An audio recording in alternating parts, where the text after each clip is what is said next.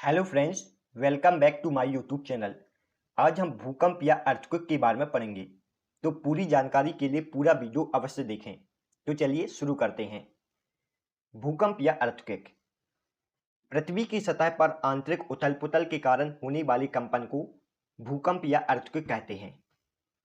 भूकंप के उद्गम स्थान को भूकंप केंद्र या फोकस कहा जाता है। जिस स्थान पर भूकंप की उत्पत्ति होती है उसे फोकस या भूकंप केंद्र कहते हैं।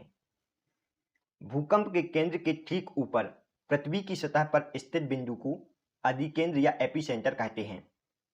भूकंप के केंद्र के ठीक ऊपर पृथ्वी की सतह पर स्थित बिंदु को एपिसेंटर या अधिकेंद्र कहते हैं। और जो एपिसेंटर होता है यह फोकस के 90 डिग्री कोण पर स्थित होता है। जब भूकंप की उत्पत्ति होती है तो भूकंप के कारण तीन प्रकार की तरंगें उत्पन्न होती हैं। यह तीन तरंगें हैं: प्राथमिक तरंगें, द्वितीयक तरंगें और सतही तरंगें। प्राथमिक तरंगों को पी वेव या प्राइमरी वेव भी कहा जाता है। द्वितीयक तरंगों को एस वेव या सेकेंडरी वेव भी कहा जाता है और सतही तरंगों को एल वेव या लब वेव भी कहा जाता है। अब हम इन तीनों तरंगों के गुण को जानेंगे।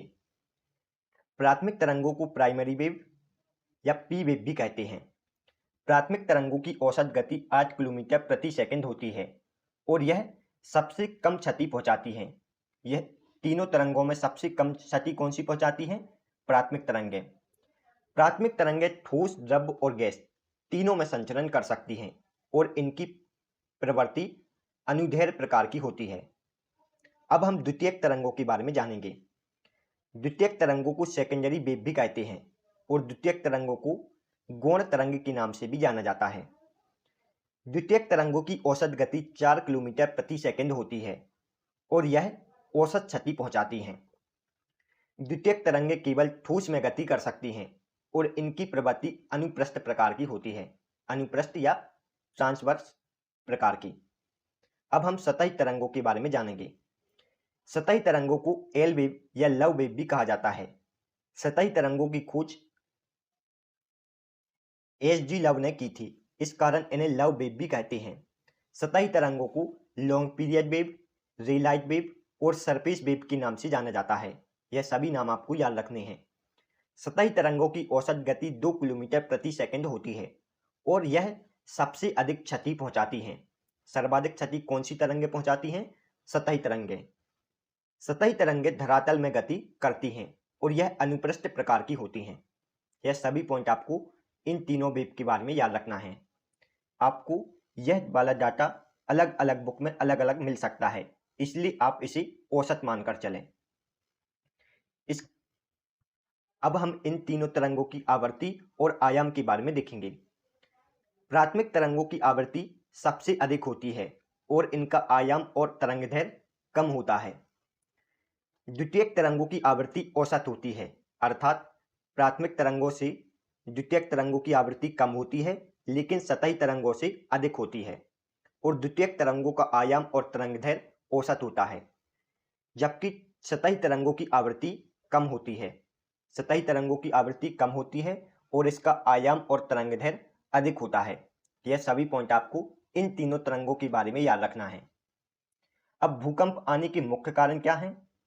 भूकंप मुख्यतः ज्वालामुखी विस्फोट, हिमखंड के खिसकने से, नवीन बलत पर्वतों के कारण और पृथ्वी की प्लेटों के असंतुलन से होता है।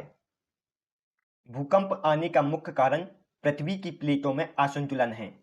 जब पृथ्वी की प्लेटें एक दूसरे की ओर गति करती हैं तो इस प्रकार की गति को अभिसरण गति कहते हैं और इस प्रकार उत्पन्न भूकंप विनाशी प्रवृत्ति का होता है। और जब पृथ्वी की प्लेटें एक दूसरे से बाहर की ओर गति करती हैं तो इस प्रकार की गति को अवसरण गति कहते हैं और इस प्रकार उत्पन्न भूकंप सामान्य प्रवृत्ति का होता है। पृथ्वी की प्लेटों के असंतुलन को टेक्टोनिज्म कहा जाता है। पृथ्वी की प्लेटों के असंतुलन को क्या कहा जाता है? टेक्टोनिज्म। भूकंप की उत्पत्ति के संबंध में रीड ने एक सिद्धांत दिया था जिसे रीड का प्रत्यास्था पुनश्चलन सिद्धांत कहते हैं। इस सिद्धांत के अनुसार प्रत्येक चट्टान में तनाव सहने की क्षमता होती है। उसके पश्चात यदि तनाव बल अधिक हो जाए तो चट्टान टूट जाती है और टूटा हुआ भाग पुनः अपने स्थान पर वापस आ जाता है। इस प्रकार चट्टान में भ्रंशण की घटना होती है और भूकंप आते हैं। रीट का पृष्ठस्थ पुनस्चलन सिद्धांत किससे संबंधित है? भूकंप की उत्पत्ति से। अब हम विश्व के प्रमुख भूकंपीय क्षेत्र को जानेंगे। पूरे विश्व को सामान्यतः 3 भूकंपीय क्षेत्र में बांटा गया है। यह 3 क्षेत्र हैं: प्रशांत महासागरीय पेटी, मध्य महाद्वीपीय पेटी और मध्य अटलांटिक पेटी, जिसे आप चित्र में देख सकते हैं। प्रशांत महासागरीय पेटी में लगभग विश्व के 63% भूकंप आते हैं।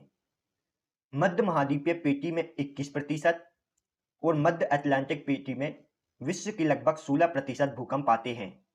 हमारा भारत मध्य महाद्वीपीय पेटी के अंतर्गत आता है।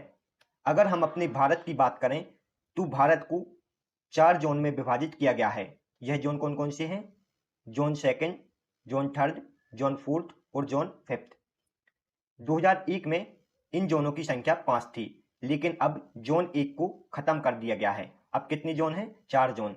यह जोन है जोन 2, जोन 3, जोन 4 और जोन 5। यह आपको याद रखना है। अब हम भूकंप से संबंधित कुछ महत्वपूर्ण तथ्य को जानेंगे। भूकंप के अध्ययन को सिस्मोलॉजी कहा जाता है।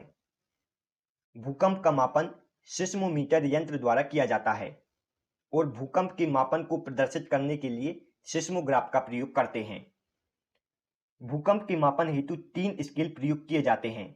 यह स्केल है राशि फेरल स्केल, मर्केरी स्केल और रिएक्टर स्केल।